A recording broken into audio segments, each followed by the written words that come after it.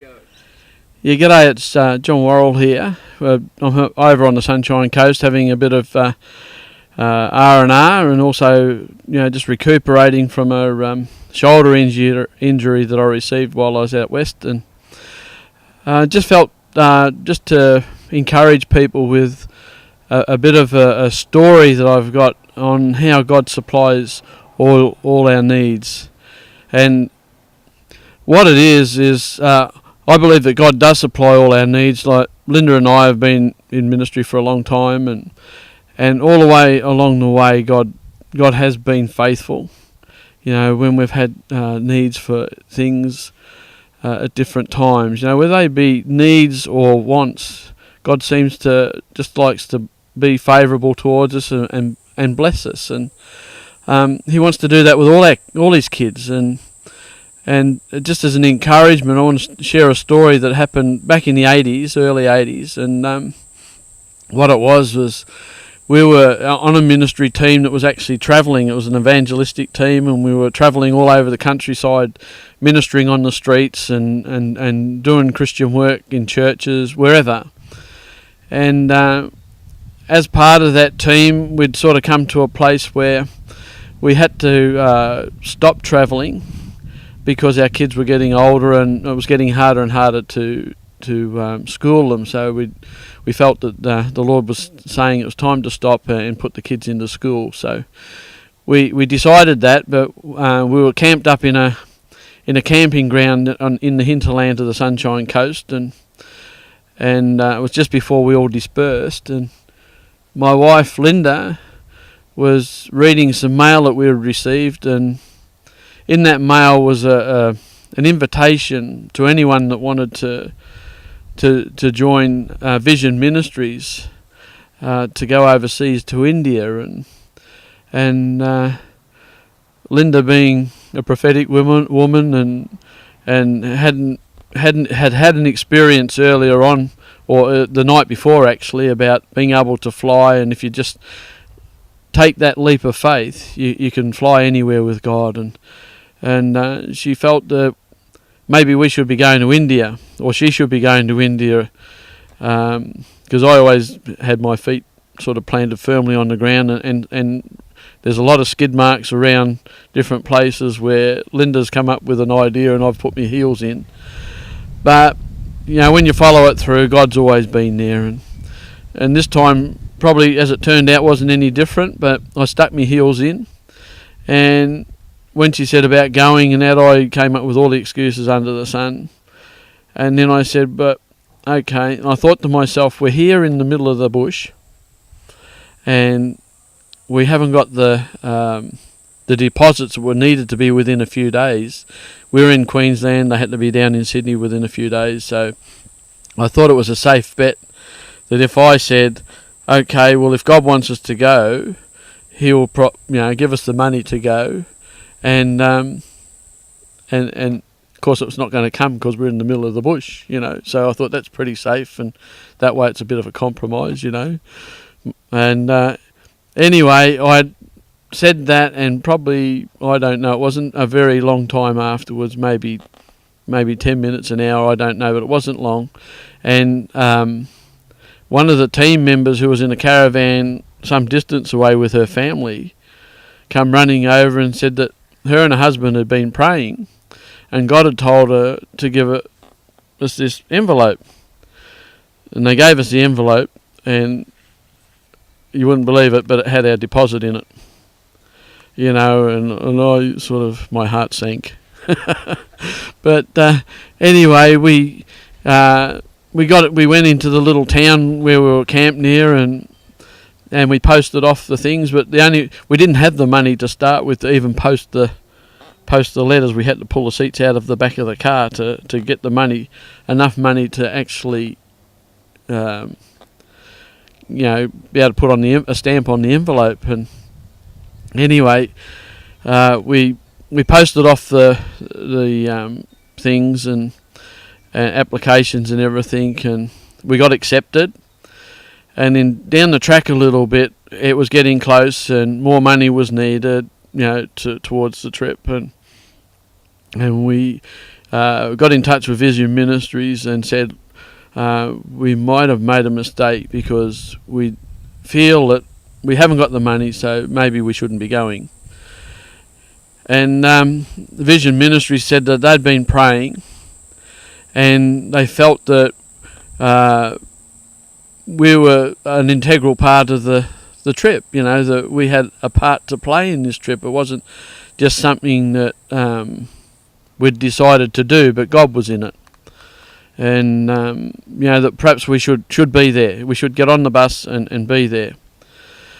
So we reluctantly, in a way, we went and had all our injections for overseas, over to India, and still believing that God's going to come up with the dollars and that, and nothing came about. And the day came to leave, and we had people arranged for looking after our children and that for the time that we'd be away. And anyway, we had to get on the bus from Nambour to Sydney. And to get on that bus, all we had was the bus fare. We didn't have anything else. We didn't have the airfares. We didn't have the spending money. We had bus fares. We didn't even have enough money to buy a drink, I don't think, on the way, on the bus to Sydney Airport from Nambour. And anyway, we arrived in Sydney, arrived at the airport, and the guy that was leading the team from Vision Ministries, named Michael came over and introduced himself when we got to the airport, and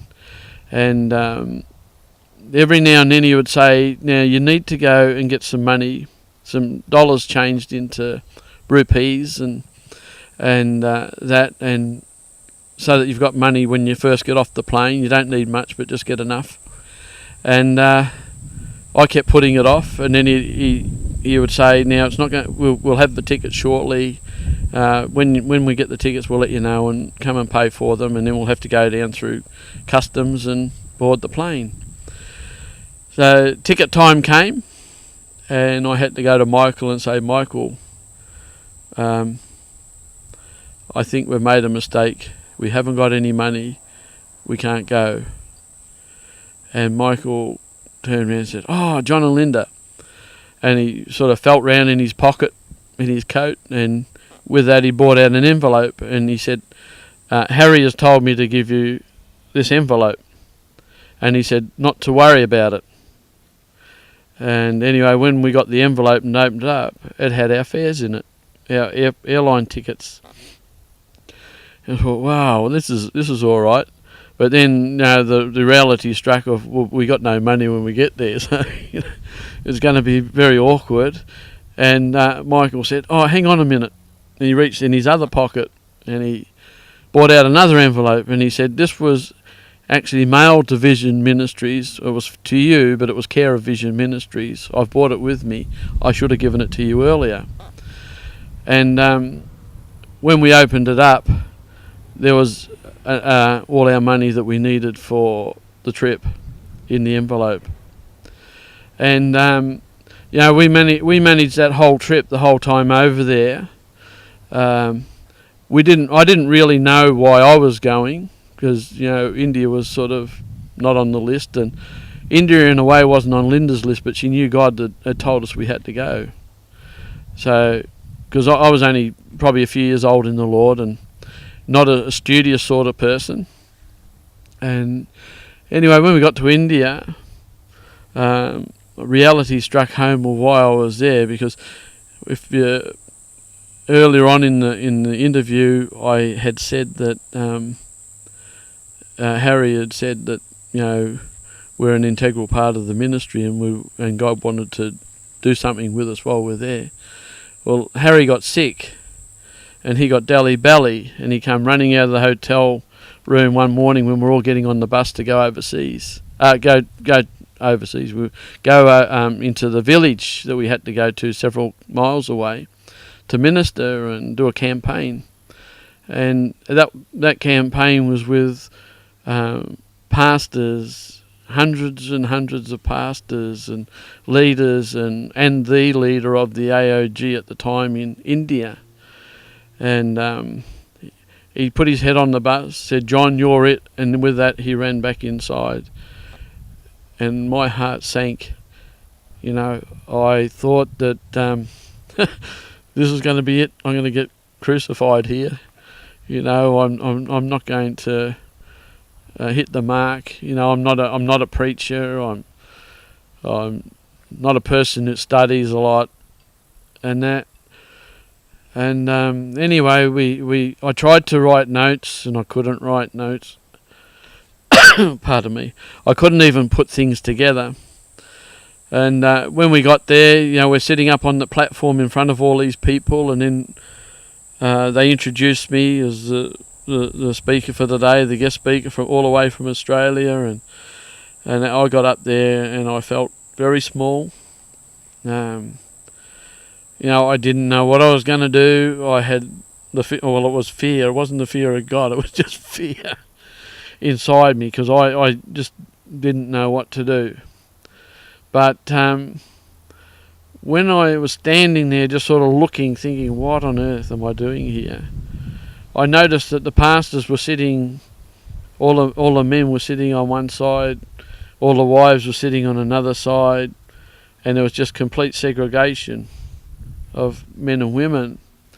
And the only thing that came out of my mouth was that I believe that that God doesn't have segregation like that, that we're all created equal in his sight, and that we'd work together. The husband is the head of the household, but he's not the dictator of the household. He's the head of the household. He's the one that, you know, the buck stops with him. We're responsible for everything in that household, you know. And, you know, so I started talking, and maybe 40 minutes later, I finished. But it was like God said, that's where you got to stop. And it wasn't even I hadn't gone through and listed all my points and gone through and reiterated everything that I'd said, because I didn't have a clue what I'd said really. But I just had to finish, just had to stop, because that's what God said. That's it, that's enough. So I just said, that's it, I've got to stop here. Turned around, walked back to my seat, and with that the bloke that was the leader of the AOG came out, and he picked up on the last word that I had said, and he started from there and went right through. And he went for probably another 45 minutes to an hour. You know, he kept going. And I couldn't believe that somebody could actually pick up on what I'd said. Because, you know, I'm not a world-class preacher or anything like that, like these guys. And anyway, we went back there to the same village the next day to do some more ministry with Harry this time. Thank God for that. But when we got up onto the platform and looked, all the husbands and wives were sitting together. You know, and it really made the story true that, you know, if God can use a donkey, he can use you. Well, if God can use a donkey, I was certainly the donkey, you know, and he did use me.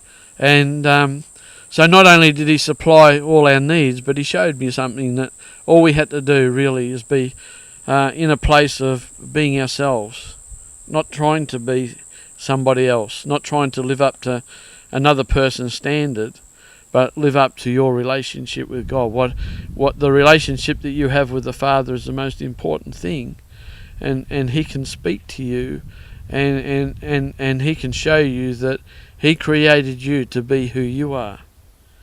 You know, and that's not saying that all the stuff that we gather in our lives, the things that are not good, the things that are detrimental to our life, God didn't put those there. We've gathered them and allowed them to come into our lives. But by getting in connection with him and by having that relationship with him, it enables him to actually be able to flow through your life and to bring all his riches in glory into your life, and also to allow you to be the person that you are, that he created you to be.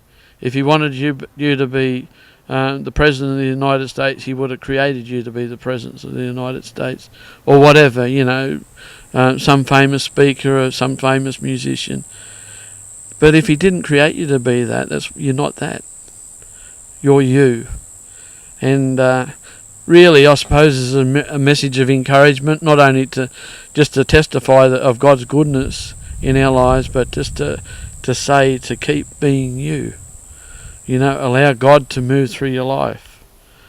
Allow Him to take the junk out of your life and fill Him full of His goodness and mercy and grace. So, God bless you all. I really feel that it won't be too long before we're back out in the bush and out on the trail again. So, look forward to that. Thank you.